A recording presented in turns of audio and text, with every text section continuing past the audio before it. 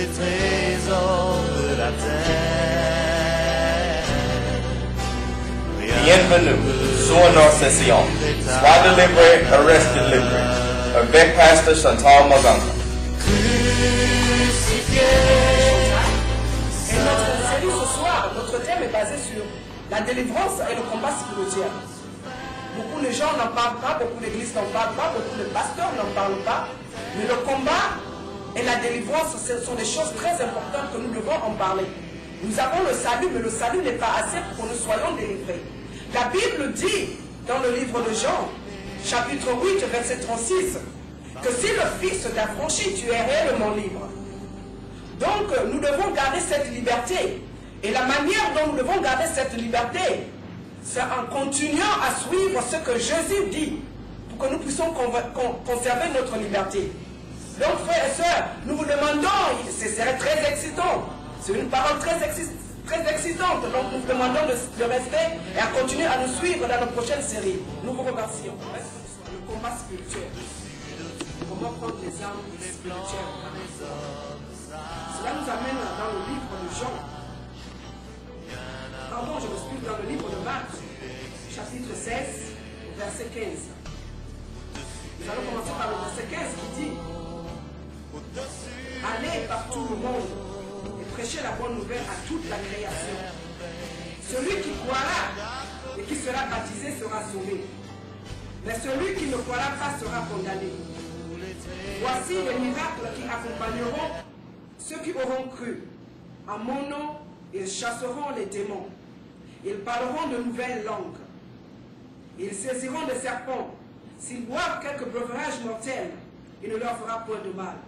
Ils imposeront les mains aux malades, et les malades seront guéris. Vraiment, frères et sœurs, qu'est-ce qu'on peut chercher d'autre, si ce n'est savoir ce que notre Seigneur Jésus-Christ est en train de nous dire ici? Ce soir, je veux parler d'un sujet dont beaucoup ne parlent presque pas.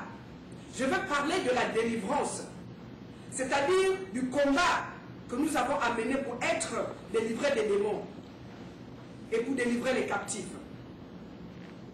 Il faut délivrer les captifs des démons qui les lient.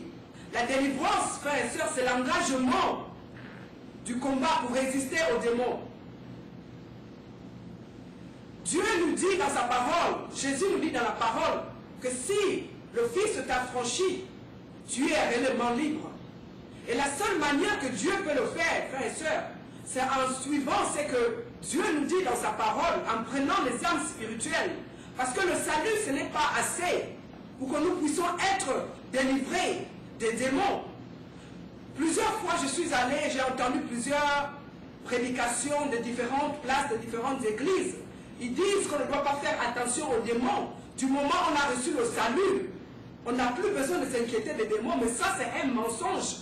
Un total mensonge, parce que la Bible ne nous dit pas que si on reçoit le salut, on est complètement libre. Non, on est sauvé. À ce moment-là, quand on accepte Jésus en tant que Seigneur et Sauveur de notre vie, ça ne veut pas dire qu'on est free, on est libre. Non, on n'est pas libre. Parce que notre esprit, quand on accepte Jésus-Christ comme Sauveur, à ce moment-là, puisque la Bible dit que notre corps est le temple du Saint-Esprit, à l'instant où on accepte Jésus comme notre Sauveur, l'Esprit de Dieu revit en nous. Ça veut dire que si on était dans la mort, notre esprit à l'époque, il ressuscite à la vie parce qu'on a reconnu Jésus. Parce que la Bible dit que si nous confessons Jésus avec de notre bouche et nous croyons de notre cœur qu'il est le Fils de Dieu, que Dieu l'a ressuscité des morts, nous serons sauvés. Donc à ce moment-là, notre esprit est pur devant Dieu. Mais il y a quelque chose qui nous bloque. On n'est pas complètement délivré. Notre esprit est vivifié à travers ce salut, à travers la repentance. Mais nous avons d'autres problèmes qui ne sont pas complètement terminés. Nous allons parler de notre âme. Parce que c'est dans notre âme là où l'ennemi vit. Merci Seigneur de ta parole. Merci Seigneur de la guérison. Merci Seigneur de la délivrance. À cet instant même, j'ai sauté à l'hôpital. Je suis revenu à l'église, j'ai dit à mon pasteur, celui qui est en charge de moi, j'ai expliqué tout ce qui s'est passé à l'hôpital. Mais à l'instant même, quand je pleurais cette première soirée, l'esprit m'a dit, si j'accepte, si j'écoute le rapport de l'homme, parce que l'homme, l'ennemi travaille à travers l'homme. C'est vrai, nous bénissons Dieu pour les docteurs, mais quelquefois nous ne devons pas accepter ce que les docteurs nous disent. Parce que quand tu acceptes déjà ce que le docteur te dit, tu acceptes cette maladie avec toi. Même si la maladie n'est pas encore dans toi, mais du moment où tu l'acceptes, la maladie se crée dans toi. Donc c'est ce que j'ai appris, je l'ai compris. Et j'ai rejeté cette maladie à l'instant. Et quand je suis reparti chez le docteur, ils n'ont rien trouvé. Et je remercie Dieu qu'aujourd'hui, je suis libre de cette maladie. Dieu m'a délivré de cette maladie. Donc frères et sœurs, c'est pour vous encourager à vous dire que tu n'es pas obligé d'accepter l'oppression de l'ennemi. Tu n'es pas obligé d'accepter ce que l'ennemi te dit. Tu n'es pas obligé d'accepter ce que l'homme te dit. Ou le docteur, ou ton pasteur, parce que ce n'est pas ton pasteur qui va te guérir. Parce qu'il y a certaines églises, certains prédicateurs qui vont jusqu'à dire que la guérison n'existe plus aujourd'hui. La guérison miraculeuse n'existe pas. La délivrance n'existe pas. Les démons n'existent pas, mes frères et sœurs. Aujourd'hui, je te demande au nom de Jésus de croire que la délivrance existe. La parole de Dieu ne change pas. La parole nous dit que Dieu est le même, Jésus est le même. Hier, aujourd'hui et pour toujours, pour l'éternité. Ça veut dire que s'il a délivré le malade dans le passé, il peut le faire aujourd'hui.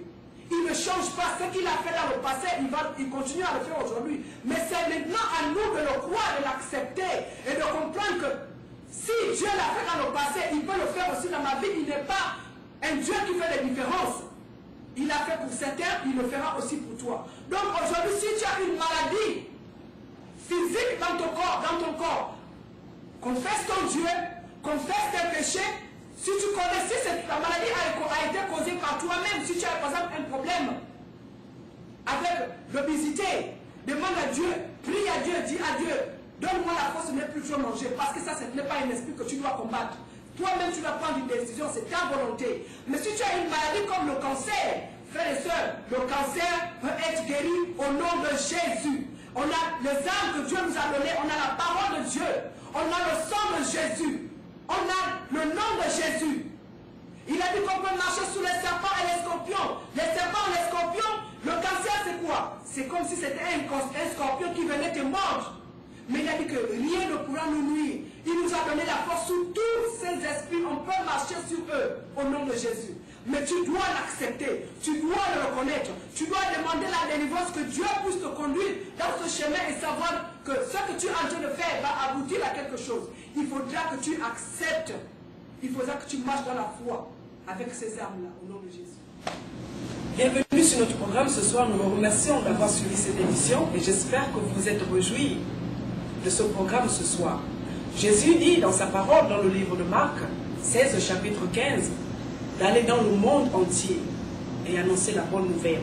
Les captifs seront libérés, seront libres. Donc ce soir, je vais vous donner l'opportunité d'accepter Jésus comme votre sauveur et votre Seigneur. Je vais vous demander de baisser votre tête et de fermer vos yeux. Et si vous pouvez même toucher, mettre votre main sur l'écran. Je vais prier. Répétez après moi. Seigneur Jésus, je te demande de venir dans mon cœur. Je te demande de changer ma vie. Je confesse tous mes péchés. Je te demande de me pardonner de tout ce que Dieu a fait dans le passé. Maintenant, je veux que tu sois mon sauveur et mon Seigneur à partir d'aujourd'hui. Je l'accepte. Je le confesse au nom de Jésus. Amen. Et vous avez prié sincèrement du fond de votre cœur. Vous avez accepté Jésus. Ce n'est pas la fin. Vous devez chercher une église.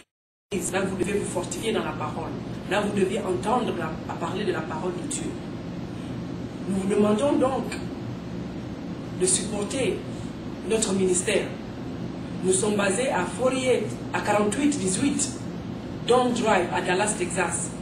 Notre zip code, c'est le 5247. Nous demandons de supporter ce ministère, que nous puissions continuer à prêcher la parole de Dieu partout dans le monde, comme Jésus le dit dans sa parole. Vous pouvez aussi nous joindre sur notre site, qui est le www.prophétiquedeliverance.com. tabernacle.org ou sur téléphone sur le 214 445 701 70701. 214 445 70701. Merci et nous vous remercions. À la prochaine. Bonsoir.